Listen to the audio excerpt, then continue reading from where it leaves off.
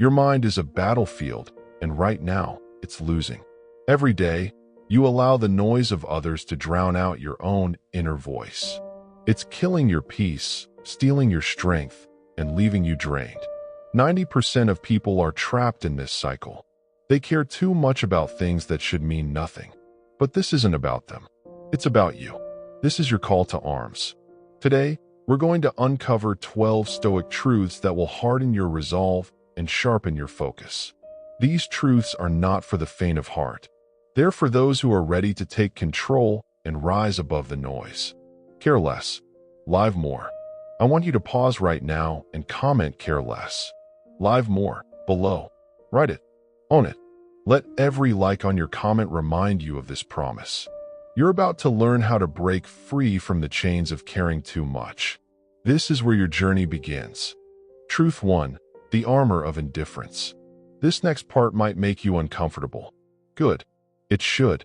Imagine standing on a grand stage, the spotlight glaring down, your audience a sea of eyes eagerly watching your every move. Now, picture the Roman Emperor Marcus Aurelius, not on a stage, but on the battlefield, surrounded by chaos, decisions demanding his attention, people counting on him. He faced distractions more intense than any modern spotlight. Yet he remained centered, focused. How?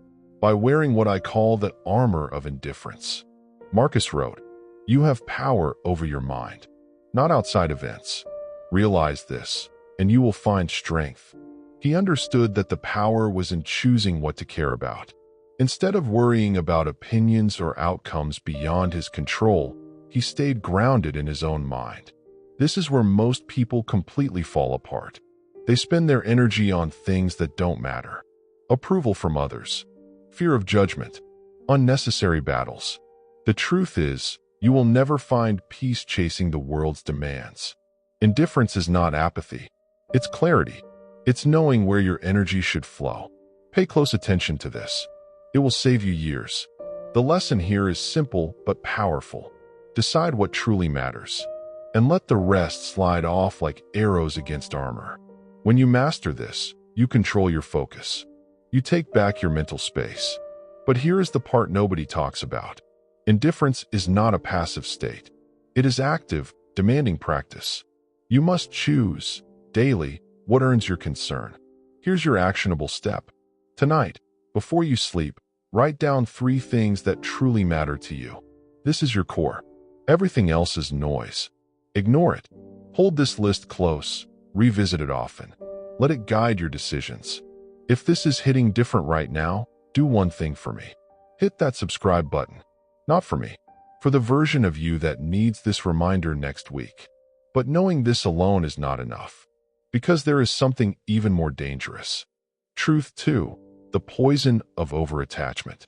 This next part might make you uncomfortable. Good. Picture this. Marcus Aurelius, the Roman emperor, sat in his tent, surrounded by the chaos of war. His bodyguards and generals worried about strategy and survival. But Marcus had a different focus. He pulled out his journal, writing not about battle plans, but about desires, possessions, and the chains they forge. He knew what most never realize.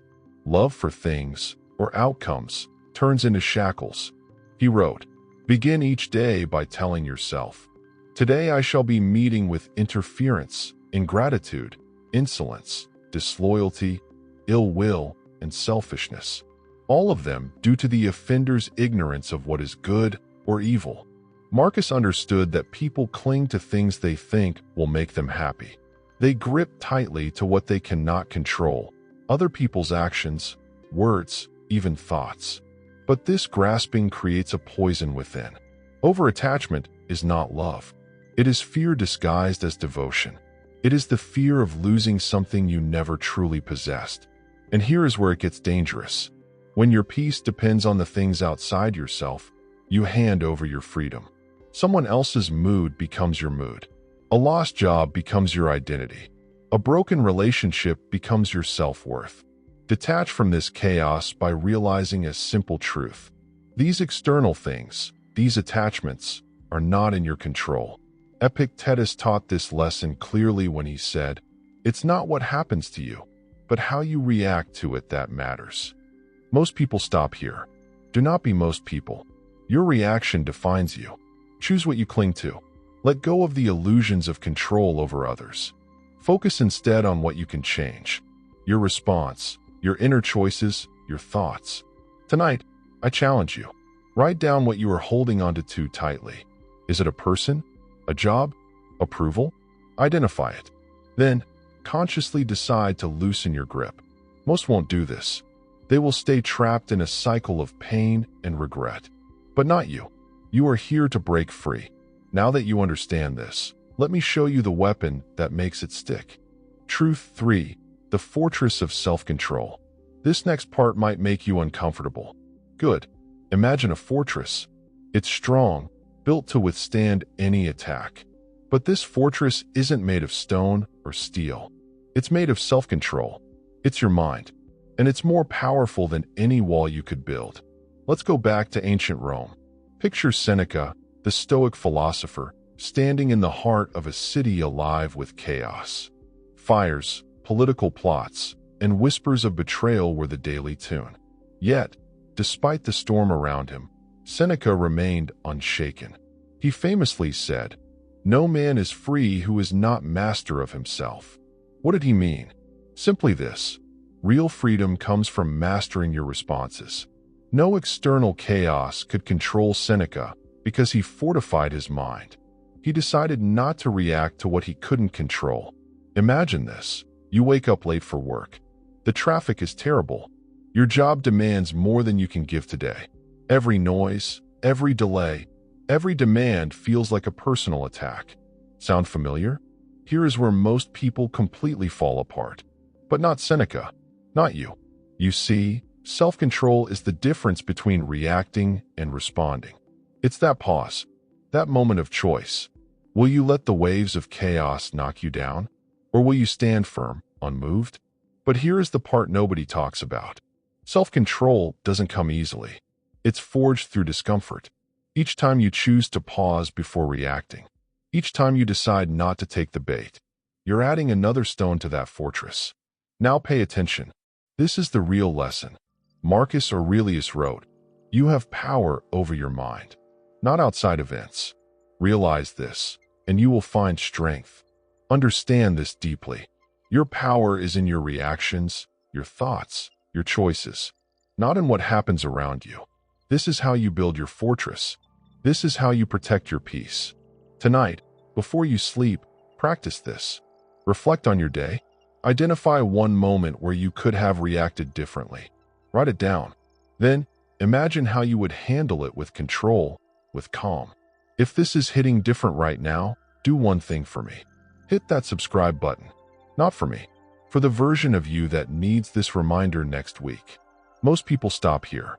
Do not be most people. But knowing this alone is not enough. Because there is something even more dangerous. Truth 4. The mirror of reality. This next part might make you uncomfortable. Good. Imagine standing in front of a mirror. But this mirror is not for your face. It reflects your life. Every action, every decision, every moment you chose to look away from truth. Now, here is where most people completely fall apart. Let me share with you the story of Diogenes, a man who gave up everything he owned to find truth. They say he wandered the streets of Athens with a lantern, claiming he was searching for an honest man. But what Diogenes really sought was truth itself. He understood that reality does not bend for comfort. It does not change because it makes you uncomfortable. Man is disturbed not by things, but by the views he takes of them, said Epictetus. Reality is what it is. Your suffering comes from resisting it, from not facing the truth in the mirror. But here is the part nobody talks about. Most people refuse to look at their own lives. They choose illusions over reality. They let fear, ego, and comfort build walls around them. This is where the lesson comes in. You must become like Diogenes. Strip away the false stories, the comforting lies. Stand naked before reality. Ask yourself, am I truly honest with who I am and what I want? Now pay attention. This is the real lesson. When you stop running from the truth, you find freedom. You stop being a prisoner of your own mind. You gain the power to change, to grow, to build a life that is not just a shadow of what you could be. Tonight, do this. Stand before your own mirror. Not the one in your bathroom, but the one in your mind. Ask yourself, what truths am I hiding from? Write them down. Own them. If this is hitting different right now, do one thing for me. Hit that subscribe button. Not for me. For the version of you that needs this reminder next week. Most people stop here. Do not be most people. But knowing this alone is not enough. Because there is something even more dangerous. Now, let me ask you, are you brave enough to look into the mirror of reality and face the true reflection of your life? Let me know in the comments. Truth 5. The shield against judgment. This next part might make you uncomfortable. Good. It's time to talk about judgment. Not the judgment you cast on others, but the weight of judgment others cast on you. We often live as if the opinions of others are commands we must obey. But have you ever wondered why their words hold so much power over you? Picture this. Marcus Aurelius, the emperor of Rome, surrounded by advisors and generals, each with their own agenda. They whisper criticisms and praise alike. But does he let their voices shape his purpose? No. He writes, "If it is not right, do not do it. If it is not true, do not say it." He builds an inner fortress, a shield against the judgment of others. Marcus understood a truth so few grasp. Other people's opinions are more about them than they are about you. Their judgments are reflections of their fears, their limits. Now pay attention. This is the real lesson. Your worth is not defined by someone else's view. You are an architect of your own life.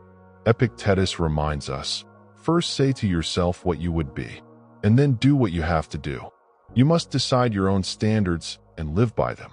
Others' judgments are but noise in the background. But here is where most people completely fall apart. They forget this the moment they step into the world. They allow criticism and doubt to chip away at their confidence. So tonight, arm yourself. Build your shield. At the end of the day, reflect on any judgment you faced. Ask yourself, does this serve my purpose or is it a distraction? Write it down. Decide if it truly matters. If this is hitting different right now, do one thing for me. Hit that subscribe button. Not for me. For the version of you that needs this reminder next week. Most people stop here. Do not be most people. Now that you understand this, let me show you the weapon that makes it stick. Truth 6. The myth of perfection. This next part might make you uncomfortable. Good. It's time to talk about the myth of perfection. Imagine a sculptor in ancient Rome. Day after day, he chisels away at a block of marble. But he never finishes. He believes the statue must be flawless. This is the trap we fall into. Thinking perfection is the goal. Seneca once said, "While we are postponing, life speeds by." It means that waiting for perfection is a waste. Life is too short to wait for everything to be perfect. Now here's a modern twist. Think of social media. Every post is a highlight reel, a carefully crafted image of perfection. But behind the screen, people are struggling. They battle the same doubts and fears that you do. You forget that perfection is an illusion. And this is where it gets dangerous. You chase a ghost. You hesitate to act. You fear making mistakes. But perfection is not real. It's a mirage that keeps you from your path. So what's the lesson? Stop aiming for perfect. Instead, aim for progress. Marcus Aurelius said, "Waste no more time arguing what a good man should be. Be one." Don't talk about perfection. Just act with intention. Tonight, before you sleep, write down one thing you avoided because of fear. Commit to taking a step, however small, toward it tomorrow. If this is hitting different right now, do one thing for me. Hit that subscribe button. Not for me. For the version of you that needs this reminder next week. Now pay attention. This is the real action. Understand that failure is not the enemy. It is the teacher. Each misstep is a lesson. So embrace imperfection. Use it as a tool, a stepping stone on your journey. Your goal is growth, not flawlessness. But knowing this alone is not enough. Because there is something even more dangerous. Truth 7. The trap of endless worry. Now here is where most people completely fall apart. Worry takes the wheel and drives you off course.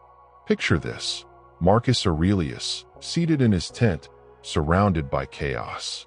Rome is under threat. His empire is at war.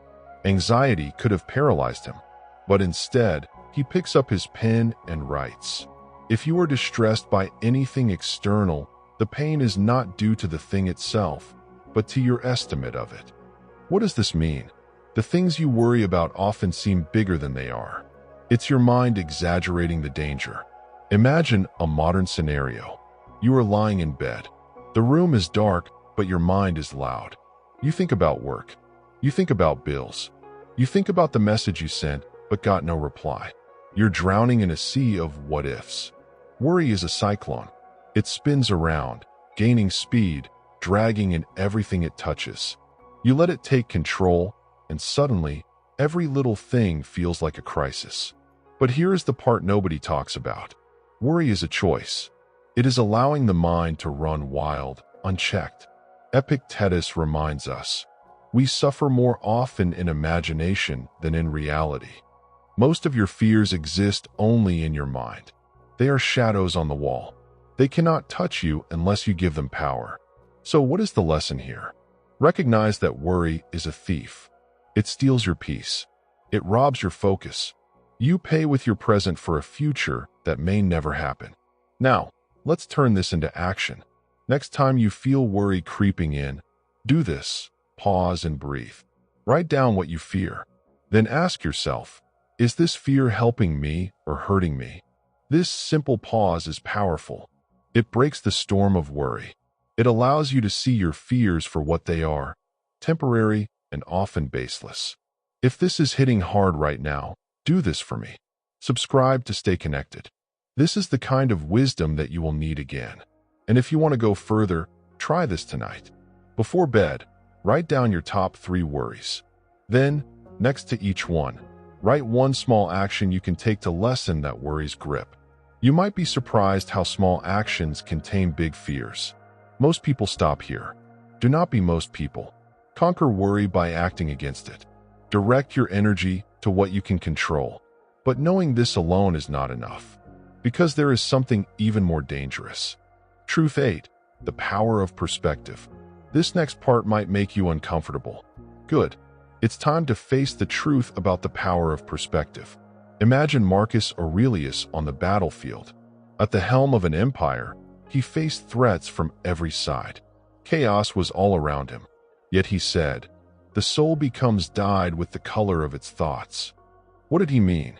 Your world is shaped not by what happens to you, but by how you see each event. Picture this: you lose your job. For some, this spells disaster. But for others, it is a chance for reinvention. The same event, 2 different outcomes. Why? Perspective. Now pay attention. This is the real lesson. Marcus knew that every challenge carried 2 bags, one filled with despair and the other brimming with opportunity. If you focus only on the despair, you miss the opportunity. There is power in choosing how you see your life. Epictetus taught, it's not what happens to you, but how you react to it that matters. Simple words, profound impact. This means that your peace, your happiness, your success, all depend on your reaction. So how do you apply this today? Here's what you do. Start by reframing your struggles. Tonight, take 5 minutes to think about a problem you are facing. Write it down. Then, next to it, write 3 ways this problem could actually be an opportunity. This exercise shifts your mindset. It turns the tide from feeling stuck to seeing possibilities. If this is hitting different right now, do one thing for me. Hit that subscribe button. Not for me, for the version of you that needs this reminder next week. Remember, your perspective is your power. You are the artist of your own life. Each thought is a brushstroke. Be the master of your canvas. Paint not with fear, but with hope and resilience. Most people never realize their power. They live in the shadows of their own creation. Do not be most people. Choose your perspective. Choose your life. But knowing this alone is not enough, because there is something even more dangerous lurking just around the corner. Truth 9. The sword of acceptance. Pay close attention to this. It will save you years. The sword of acceptance. A sharp, powerful tool that cuts through the noise of what should be and reveals what is. This is where most people completely fall apart. They resist reality. And resistance is wasted energy. Let me tell you a story about Marcus Aurelius. Picture him in his tent the night before battle. The air is thick with the anticipation of chaos. Instead of pacing or panicking, Marcus writes in his journal, "Accept the things to which fate binds you, and love the people with whom fate brings you together, but do so with all your heart." These words are not just written, they are lived. Marcus knew that accepting the present moment is the foundation of enduring strength. It's not surrender, it's strategy. Understanding this principle is the first step. But here is the part nobody talks about.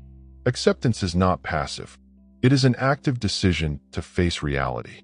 It is courage in its truest form. When you fight reality, you create suffering. When you accept, you release yourself from its grip. Think of your life as a river. Flow with it, do not fight its current. This does not mean you give up your agency. It means you choose your battles wisely. Now pay attention. This is the real lesson. How do you wield this sort of acceptance in your own life? Start small. Find one thing that frustrates you. Maybe it's a traffic jam, a delayed flight, or a missed deadline. Instead of boiling over, take a deep breath. Accept that it is beyond your control. Then decide what you can control, your mindset, your actions, your next step. For today, practice this. Every time you face something irritating or unexpected, pause. Acknowledge it. Say to yourself, "This is my current reality." Then choose your response. Not everything needs a fight. If this is hitting different right now, do one thing for me. Hit that subscribe button. Not for me. For the version of you that needs this reminder next week. Acceptance is your sword, not your shield. It cuts through illusion to reveal the truth. Use it wisely, and you will find peace where others find only chaos. But knowing this alone is not enough.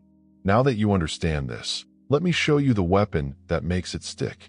Truth 10. The anchor of presence. This next part might make you uncomfortable. Good. Consider a warrior on a battlefield.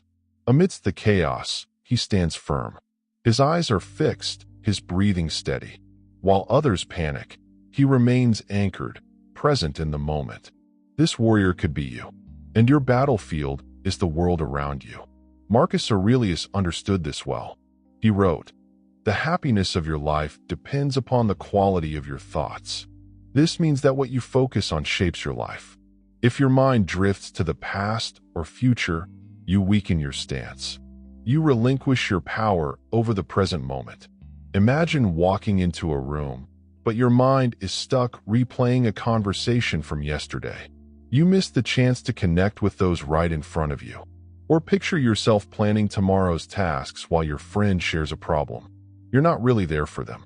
Only physically present, but mentally absent. Now pay attention. This is where it gets dangerous. Presence is your anchor. When you grasp it, distractions lose their hold. In every situation, whether simple or dire, being fully present allows you to understand and act wisely. Epictetus said, "We suffer more often in imagination than in reality." Your fears, worries, and anxiety are often constructs of a mind untethered. They are shadows born from what might happen, not what is happening. Presence dispels these shadows by grounding you in what truly exists. So, how do you anchor yourself in presence? Start by focusing on your breathing. Inhale deeply, then exhale slowly. Feel the air enter and leave your lungs. This simple act brings your attention back to the now. Next, set aside a moment each day to practice active listening. When someone talks to you, listen with intent. Don't prepare your responses while they speak. Just listen. Hear their words, see their expressions, feel their emotions. Finally, integrate a daily reflection practice. Each evening, spend 5 minutes reviewing your day. What did you do? How did you feel? Were there moments when you drifted away from presence? Write this down. Awareness is the first step to change. Most people stop here. Do not be most people. Presence is not a destination. It is a constant practice, a discipline. The more you train it, the more it becomes a natural part of you. Like a muscle, it grows stronger with use. Knowing this alone is not enough, because there is something even more dangerous. Truth 11. The liberation of letting go. Now here is where most people completely fall apart. Imagine holding a rope tied to a heavy stone. The stone represents all the things you cannot control. Other people's opinions, past regrets, future fears. You clutch the rope, believing it is your duty to drag that stone everywhere you go. But what if I told you that true strength lies in letting go? Letting go is not giving up. It's freeing yourself from the weight that holds you back. Take Marcus Aurelius. As a Roman emperor, he faced constant pressure. Yet, he wrote in his personal journal, "You have power over your mind, not outside events. Realize this, and you will find strength." Marcus understood that by letting go of what he could not control, he found freedom and clarity. He chose to focus on his mind and actions alone. This is the lesson. Letting go liberates you. It shifts your energy from worrying about what might happen to acting on what you can change. But here is the part nobody talks about. Letting go demands courage. It requires you to face your fears and ask yourself, what am I clinging to out of habit? What am I afraid of losing? Tonight, before you sleep, take a moment. Write down 3 things you are holding on to that drain you. It could be a toxic relationship, the need for approval, or a mistake you made years ago. Next to each one, write down what you can control about it. Then visualize yourself cutting the rope. Feel the relief of release. If this is hitting different right now, do one thing for me. Hit that subscribe button. Not for me, for the version of you that needs this reminder next week. Most people stop here. Do not be most people. As you practice letting go, remember it is not a one-time act. It's a daily discipline. Each time you feel the tension of the rope, pause and ask yourself, is this within my control? If not, let it go. Now that you understand this, let me show you the weapon that makes it stick. Truth 12. The limitless inner fortress. Now here is where most people completely fall apart. They do not see the strength they already have within them. The limitless inner fortress. It is not built from bricks or steel. It is built from choices and discipline. Think of Epictetus, a Stoic philosopher who started his life as a slave. He had no control over his physical freedom, yet he held an unbreakable inner world. One student asked him how he endured the harshness of life. Epictetus replied, "No man is free who is not master of himself." What does this mean? Your freedom, your fortitude, lies not in the external world, but inside you. Epictetus chose not to be a victim of his circumstances. He focused on mastering his mind, and that gave him power no chains could take away. You must understand this deeply. Your true strength is not about the conditions you face. It is about the mind you build to weather the storm. But here is the part nobody talks about. The strongest people are not those who have never been broken. They are those who choose to rebuild every time. They reinforce their inner fortress brick by brick, choice by choice. So how do you start? By training your mind, moment by moment. Each day, challenge yourself in small ways. Choose discomfort over ease. Whether it is taking the stairs when an elevator is available or speaking up when you want to stay silent. These choices build mental muscle. Before you sleep tonight, reflect on your day. Ask yourself, where did I choose to strengthen my mind today? Where did I let laziness or fear take over? Write it down. Name the victory and the lesson. This creates awareness and direction. Most people stop here. Do not be most people. Practice gratitude as a tool. It does not just elevate your mood, it reinforces the stronghold in your mind. Each night, list 3 things you are grateful for. This shifts your focus from lack to abundance. This is how you fortify the walls of your inner fortress. But knowing this alone is not enough, because there is something even more dangerous.